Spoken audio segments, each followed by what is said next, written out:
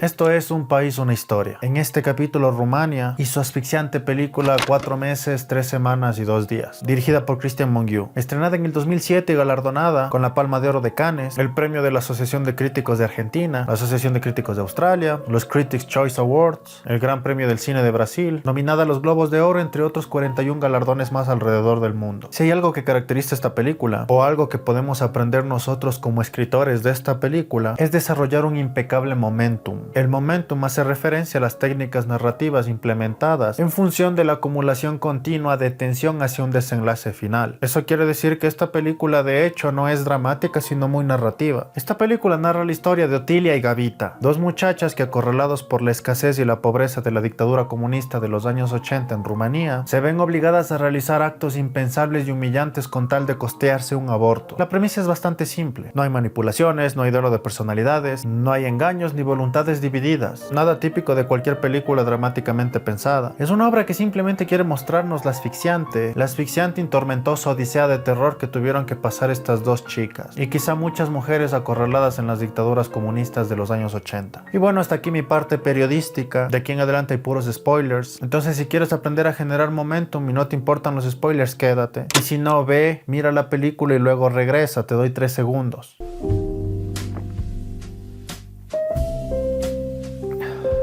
Bien, al comenzar la película notamos dos cosas fundamentales. La primera es que hay muchos planos secuencia con cámara al hombro, lo cual refuerza la idea de estar ahí, en el presente. Luego de eso, como cualquier obra, hay que personificar y contextualizar a los personajes. Particularmente como no es una obra dramática, no es necesario profundizar psicoanalíticamente ni en Otilia ni en Gavita, pero sí es importante mostrarnos el mundo en el que ellas viven. Por ello, mientras las acompañamos en medio de este internado universitario, vámonos enterando de cosas típicas de la época, como que comparten duchas, comparten cuartos, los productos de aseo personal son escasos y tienen controladas incluso las toallas sanitarias. Entonces parece ser que los planos secuencias son ideales para retratar a personajes que se sienten asfixiados por su entorno. Esto es algo que utilizó Cristian Mungiu, pero también el mismo Alfonso Cuarón en Children of Men y también Laszlo Nemes en El hijo de Saúl. Todas películas cuyos personajes no nos interesa tanto su profundidad psicológica, sino cómo sobreviven a su asfixiante entorno. Por ello, la decisión narrativa de hacerlo todo a través de plano secuencia es muy acertada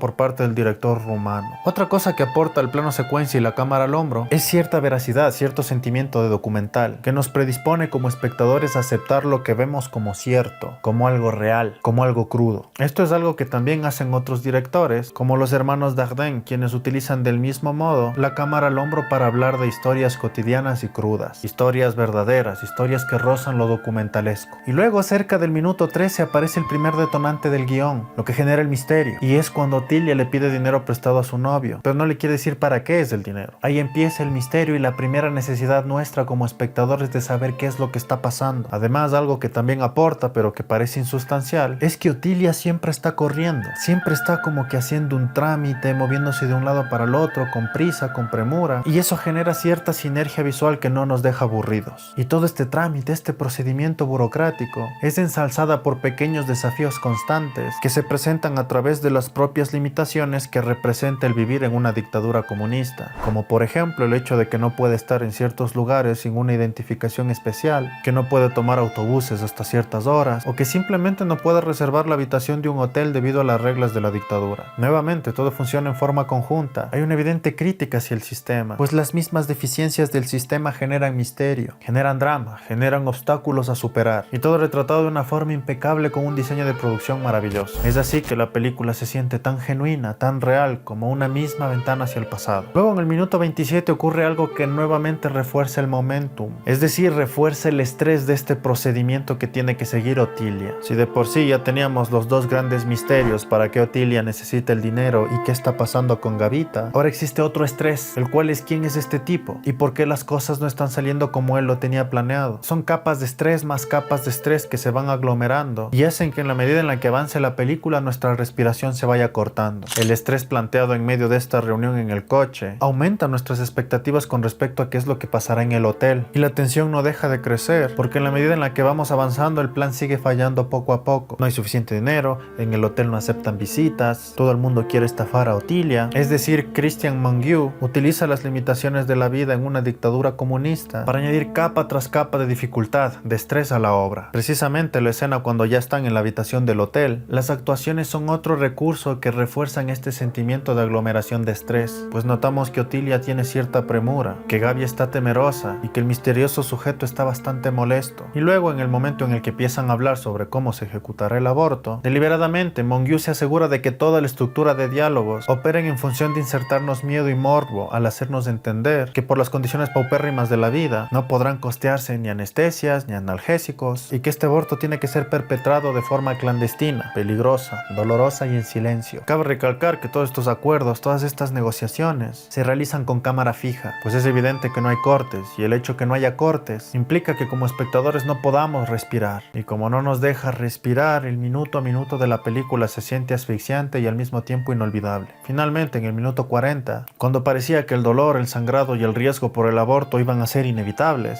el nuevo generador de estrés de la narrativa de repente es un acontecimiento inesperado. Descubren que el dinero que ambos recaudaron no es suficiente para pagarle al abortero, y esto aumenta aún más nuestro estrés como espectadores, hace que nuestra respiración se corte y que aumente mucho más la intensidad de nuestra incertidumbre. Esto es algo que funciona tanto a nivel dramático como narrativo. Por eso alguna vez les había mencionado que las películas de terror que tienen personajes femeninos son dramáticamente muy peculiares, ya que naturalmente genera mucho más suspenso el ver a una mujer embarazada enfrentándose a un monstruo que a un hombre enfrentándose a lo desconocido. Y esto es algo que también aplican los dramaturgos. No es lo mismo que una pareja de esposos peleen en silencio a que la misma pareja de esposos peleen mientras su hijo de 5 años los está observando. Entonces hay cierta magia, cierto morbo, cierto increchendo dramático que solamente se consigue cuando colocas a alguien muy vulnerable a merced de alguien muy incontrolable. Y luego, cuando dramáticamente ya no puedes elevar más la intriga, tienes que escoger, tienes que recompensar al espectador. En otras palabras, tienes que obligar a tus protagonistas a que tomen una decisión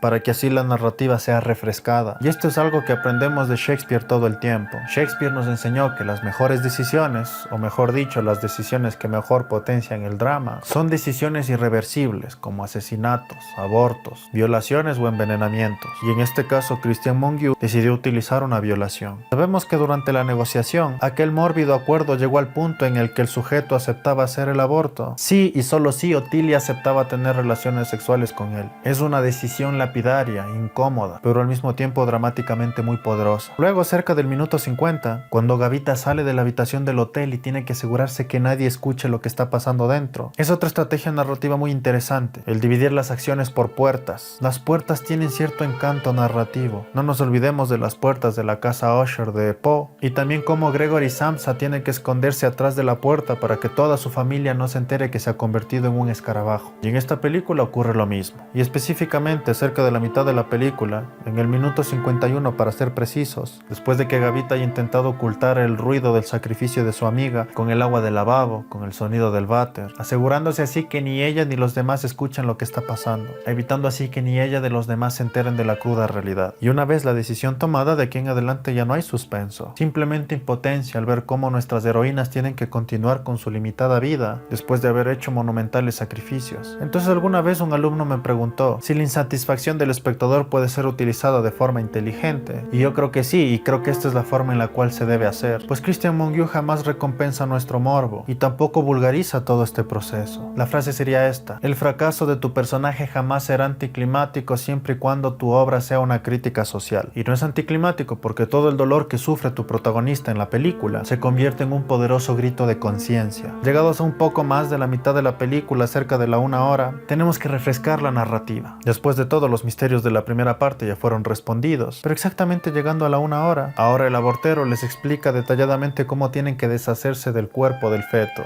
Y es una tarea peculiar que tiene cierto nivel de riesgo. Entonces, de aquí en adelante, el misterio radica en el cómo Otilia se deshace de estos restos clandestinos sin que nadie la vea. Y ante esto se enfrenta a nuevos desafíos, que obviamente son potenciados ya no por las limitaciones del estilo de vida de la dictadura, sino por el control policial que ejerce la dictadura. Entonces podría decir que la primera mitad de la película es una crítica a la escasez que genera el sistema y cómo aquella escasez vez obliga a nuestros personajes a realizar odiseas de sacrificios poco humanos, y la segunda mitad de la película nos enseña cómo estos sistemas totalitarios obligan a los ciudadanos a recurrir a la clandestinidad. Después de semejante tensión construida por cerca de 50 minutos, a la hora con 16 minutos, el autor obviamente sabe que necesitamos descansar como espectadores, y la forma en la que nos da un respiro es haciendo que Otilia tenga que regresar a una cena familiar con sus suegros, como si nada hubiese pasado. Esta escena es muy práctica, ya que además de servirnos como descanso, refuerza esta idea de la clandestinidad, la noción de que no sabemos qué secretos u oscuros negocios tuvieron que formar parte de la vida de todas las personas que vivieron en esta clase de dictaduras. Nuevamente, la escena funciona tanto como un alivio, un respiro, como un espacio de meditación, que nos sirve como recordatorio para saber que nosotros no sabemos nada sobre la vida de nadie. Y bueno, luego de este pequeño respiro, hay que terminar con todo este proceso. Así es como finalmente nuestra heroína tiene que deshacerse de los restos del feto. Tiene que ocultar en su bolso los restos de la placenta de su mejor amiga, con el latente peligro de ser descubierta y encarcelada. Con el latente miedo de ser descubierta, termina surcando el metro, calles oscuras, parques transitados por niños, hasta que finalmente se deshace del feto, culminando así esta terrorífica odisea, que si bien no la hizo mejor persona, sí la humanizó y convirtió a Otilia en este impactante testimonio de lo que muchas mujeres tienen que padecer en esta clase de sistemas represivos. Recuerda que todos estos videos son patrocinados por mi libro, El Paradigma Chejoviano, un ebook diseñado específicamente para que aprendas a analizar obras, con qué obras empezar, cómo aumentar tu cultura dramática, literaria, cinematográfica y filosófica, entre otros temas. Recuerda que si te gusta mi contenido puedes convertirte en mi mecenas y disfrutar de beneficios extras, como ebooks de regalo cada mes, acceso permanente a mis masterclasses, a mis talleres y derecho a votar por el tema que quieres que analice. Este video se realizó gracias a Samuel Enciso, Alejandro García, Julio Penagos, Zairia Chavarría, Daniel Juárez, Víctor Hugo, Felipe Cuartas. Muchísimas gracias por su apoyo.